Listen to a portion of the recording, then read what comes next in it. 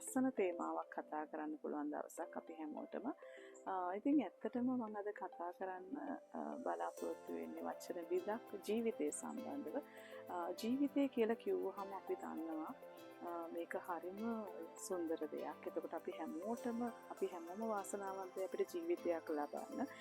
විශේෂයෙන් අපි ආගමානුකූලව ගත්තොත් එහෙම බුද්ධ දර්ශනය අනුව ගත්තත්, ක්‍රිස්තියානි ධර්මය අනුව ගත්තත් ජීවිතය අපි එක විදිහට ගත්තොත් හැම නායකයෙක්ම කියලා තියෙන අපිට ජීවිතයක් හම්බෙලා තියෙන අපිට අර්ථවත් විදිහට ජීවිතේ විඳින්න.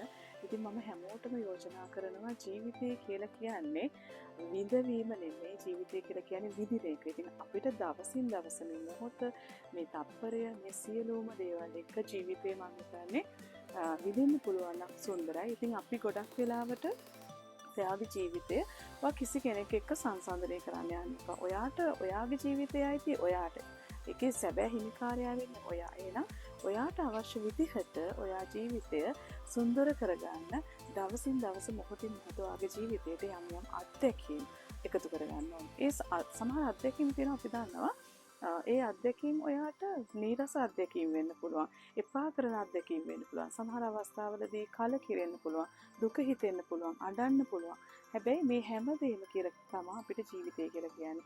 අපි දන්නවා ජීවිතය කියලා කියන්නේ ප්‍රශ්න පත්‍රයක් නේද? ඒතර මේ ප්‍රශ්න පත්‍රයේට අපි මේ ජීවිතය පුරාවටම අපි පිළිතුරු මොකද කරන්නේ? ලබන්න උත්සාහ. ඒ වගේම දැන් අපි ගත්තොත් එහෙම ජීවිතය කියලා කියන්නේ අපි දැන් මම කියලා හිතන්නකෝ, දැන් ඔයා කියලා හිතන්නකෝ.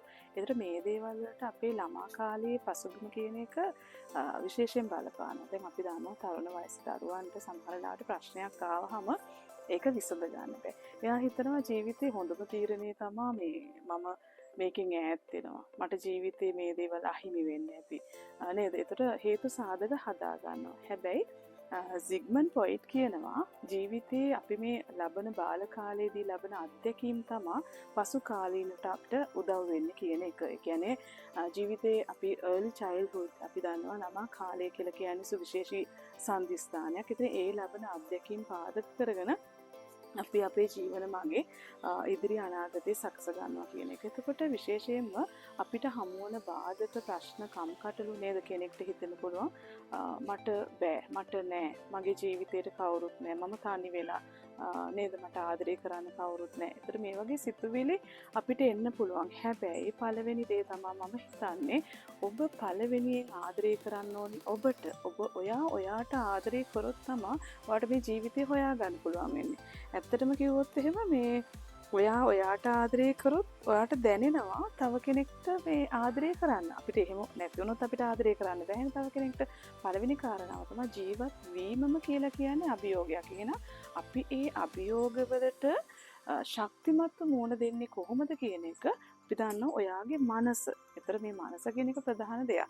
මේ මනස හදාගන්න ඕනේ අපි කොහොමද එන ගැටලුවකට මුහුණ දෙන්නේ, එන ප්‍රශ්නයකට මුහුණ දෙන්නේ, කොහොමද අපි සුන්දරව ගත කරගන්නේ. එතකොට අපි ගොඩක් වෙලාවට අපිට ලැබෙන දේවල් එක්ක ජීවිතේ අපිට තෘප්තියක් ලබන්න පුළුවන්. දැන් ගොඩාක් කට්ටියට වෙලා තියෙන්නේ Tamanට ලැබෙන දේ Taman සතුට වෙන්නේ නැති එකනේ. හිතේ මම යෝජනා කරනවා අපිට ලැබෙන දේෙන් අපිට සතුට වෙන්න පුළුවන් නේද? ඒ මොහොත අපිට සුන්දර කරගන්න පුළුවන්. අර අපිට නොලැබෙන දේවල් ඔස්සේ එහෙම නැත්නම් අපේ බලාපොරොත්තු කඩවීම, එහෙම නැත්නම් අපි ඉච්ඡා බංගත්වයට පත්වීම, මේ ඔස්සේ අපි තීරණය කරනවා ජීවිතය කියලා කියන්නේ මේක. ජීවිතය කියලා කියන්නේ හරි අම්හිර දෙයක්. ජීවිතය කියලා කියන්නේ හරි බරයි. ජීවිතය කියලා කියන්නේ හරි කටුකයි. අනේ මට නම් ජීවිතේ එපා වෙලා තියෙනවා. මම නම් ජීවිතේ කලකිරලා තියෙනවා. හැබැයි සුන්දරව ගත කරන මිනිස්සු මන් දන්න එක දෙයක් තමයි.